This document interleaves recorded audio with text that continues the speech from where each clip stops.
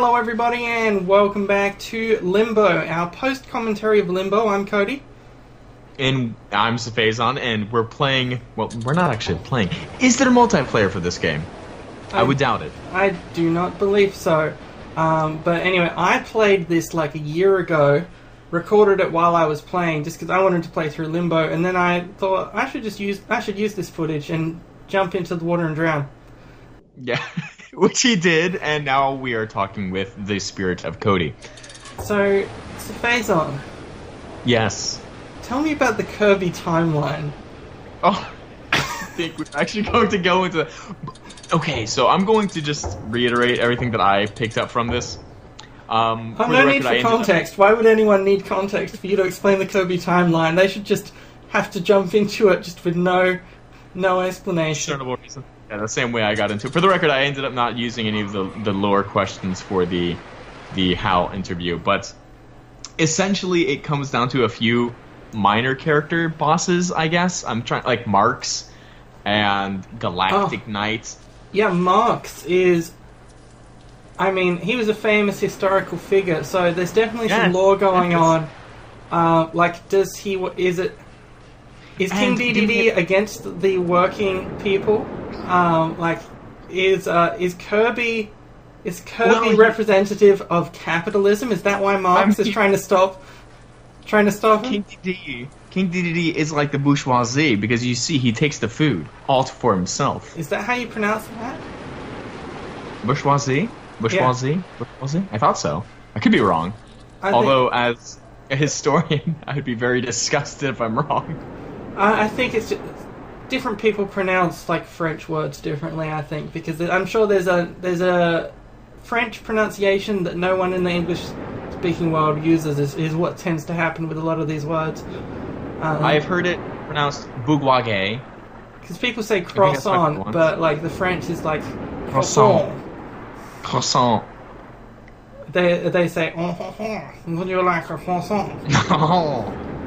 So that's entirely fine for me to say, because it's a perfectly legitimate reenactment of Beauty and the Beast. It's when you are being hit on by a candlestick, which in Cody's reality happens on a daily basis after he drowns. Yeah. It's okay though, he gets saved by the Beast. Saved by the Beast. That's right, so I loved that TV show as a kid, Saved by the Beast. With like Zach, was that his name? And he was just like in high school, and every once in a while he'd pause time and tell us about the Beast. I want to imagine that you're not making this up as you go, and this is actually an Australian TV show. There are a lot of Australian TV shows that you would find absolutely fascinating. When I get a monocle and think, indeed, indubitably, this is quite the rigorous studying of needed. There's a lot of Australian TV shows that are a little bit strange. There was one that I loved as a kid called Around the Twist, which had a great theme song. I'll have to remember to show you after the end of this episode. I am concerned. I just noticed the water is rising. I was wondering what we were doing here. Yeah. So, look. What are you waiting for? If you're Australian, share your stories about Around the Twist, because it was a weird show.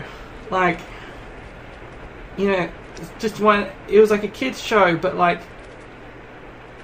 someone would just start like peeing fish or whatever. Oh yes, no, that's you know, a problem. Or that's a problem in society. That just happens sometimes, you know.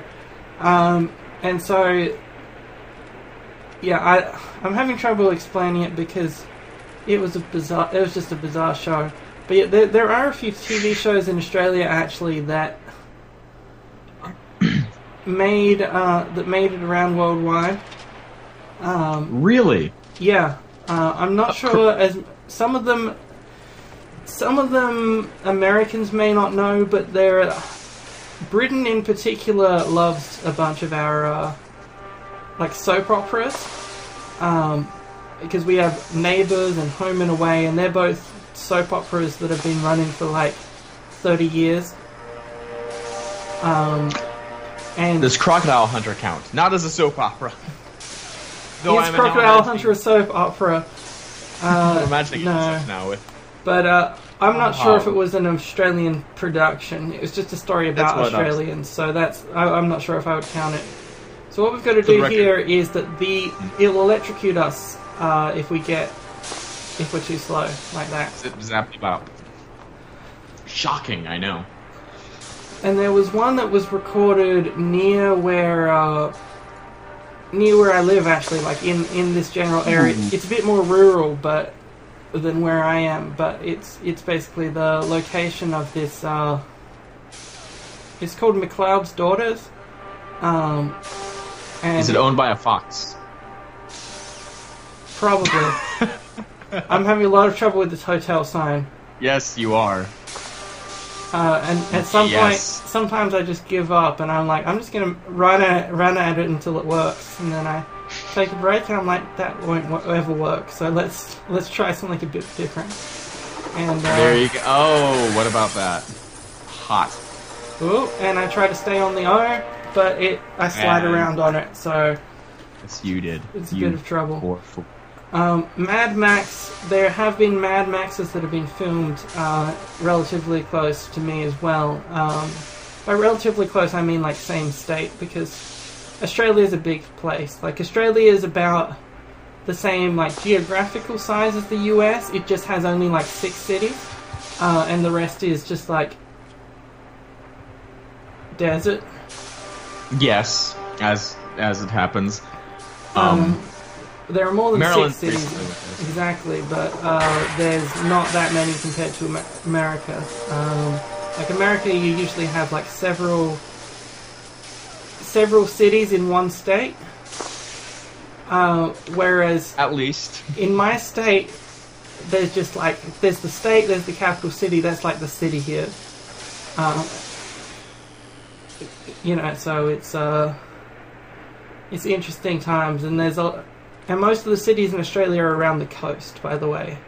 That's just something that I think people don't realise, is that since most of Australia is uninhabitable, almost every city in Australia is a coastal city, mostly along the east coast. So that's why Australian beaches are kind of famous. It's just we have a lot of beaches. There's just any major city is going to have people who are like an hour away or less from the ocean. So there's your Australia fact for today. Yes, thank you. I remember doing a report on Australia in 4th grade. I remember this specifically because I dropped gold dust on the west coast of Australia on accident, and my teacher was so proud, saying, "Oh, you knew there was gold mining in Western Australia. I'm so proud of you." I'm saying, "Yes, I did know that." Yes. Is that what you sounded like when you were like 12? Yes, I did know that. Yes. Well, domination will be mine. Yeah, yes. Well, that's good to know that you did a book report on Australia and learned about the gold rushes, which were in fact a major reason that a lot of people came here. Because people know the running joke about Australia was formed by convicts, and it's like, well, there were some initial convicts, but there were also a lot of gold rushes and that sort of stuff that made people locate over here. So a lot of people are the descendants of miners more so than convicts. So I'm still imagining the Crocodile Hunter soap opera, how it would have been. What would it have been like? Well, I imagine it would have involved the crocodiles, and they would have had voiceovers, the way they do in like the America's Funniest Home Videos. Yes. With like the squeaky voiceover for the crocodile that's not very funny. That's I'm going to go to the store. Oops. That's my impression of the Funniest Home Videos format. Steve Irwin, God rest his soul, Steve Irwin coming home married to a crocodile in this version of a soap opera, and saying, "Judith, why is there blood all over the wall?" "Oops, I guess I killed somebody again." "Oh, you." Laugh track. Yeah, and you have to have the laugh track. It's Here's a question. speaking of things eating things, do you think Ganon eats pork? I think that Ganon is very hungry for world domination. But I'm not sure what Ganon's diet is like. Because, look, Ganon has had different diets. I feel like Wind Waker Ganon ate a lot of pork. But I don't know about... Yeah. Twilight Princess Ganon seemed a bit more like he only Beef. eats like chicken and protein shakes. No. I think he eats fish because when he sees that fishing pole, you're fighting, he's thinking, "Oh man, I'm really hungry. Could go for some fish. Oh, I'm in a fight. No, fish. Need fish." I think everyone in Twilight Princess is a bit too obsessed with fish because what else can explain why they would put a fishing minigame in there at the start where, like, I got stuck on that for a little while because... Oh, that is true. I forgot about that stupid thing. Because the fishing in Twilight Princess, it's not... The controls weren't intuitive. It didn't entirely make sense. It took me a while to figure out what it wanted. And then once you finally got a fish, you were like, oh, I'm done. But you actually needed to catch a second fish for this stupid cat. And after Breath of the Wild, it's so hard to look back at the starting areas. I know that this suddenly went into Zelda, but that's because I like to talk about Zelda a lot. No. The starting areas of Skyward Sword and Twilight Princess are so slow compared to like, they just kept getting progressively further away from, like, the originals. Like, you start out, you can get a sword if you want, but you don't have to wander off somewhere. You know, it just got progressively more, like, here's some other stuff to do, until Twilight Princess came along, was like, hey, I know you picked up this game which had a cover with a guy with a sword, and there's a cool wolf, but what if you were herding goats? That does sound fun. That you could easily convince me Right. of a great game. If there was some sort of game that was like a goat simulator, I think that would be a bestseller. Like, I have a rant about Zelda, Breath of the Wild. So while you're playing through Breath of the Wild, all the NPCs are saying, "Oh man, it sure has been a hard life since the world ended 100 years ago. I see with my wife, 3 kids, Did farm." you see that? Did you see that death? You're Like, pathetic. It was... So, I got knocked on the head by a box, and then sliced through head first by this saw. I never would have... I didn't... Oh, darn, how do I phrase this with the right verb? I saw that coming. Yeah, in South America, probably. So what were you saying about Breath of the Wild? So you got all these NPCs complaining that the world ended 100 years ago, and yet here they are with a mansion, a farm, 3 kids, a wife, healthy family, as far away from Hyrule Castle as possible, and they're saying, "Oh man, the world ended. Sure has been tough. Man, I don't know what we're gonna do, it doesn't matter. You know, if you'll excuse me, I'm gonna go play bowling and roulette with my buddies down at the bar." Like, were you even alive when the world ended? Some of them were, apparently. I mean, you gotta think a few generations have passed since then. It's 100 years. I mean, Right. sure, we've got Impa, but she's basically melting at this point. But the thing is, as well, they would miss the past because there's clear... It's a post-apocalypse where everyone can see all of the cool future tech, but they don't know how to use it. Yeah, but they didn't know how to use it in the first place. Well, no, they had...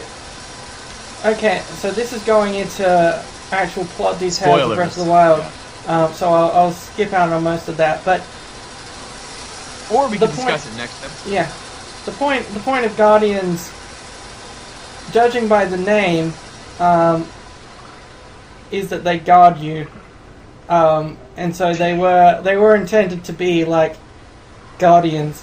Instead, they just kill you a lot, which is a thing that Guardians tend to do. If Skyward Sword is any judge. So in the next episode, we're going to talk about more of that. Talk about more However, of that. Speaking of saving the world, though, is the Mushroom Kingdom worth saving? Let's talk about that right now. There's No.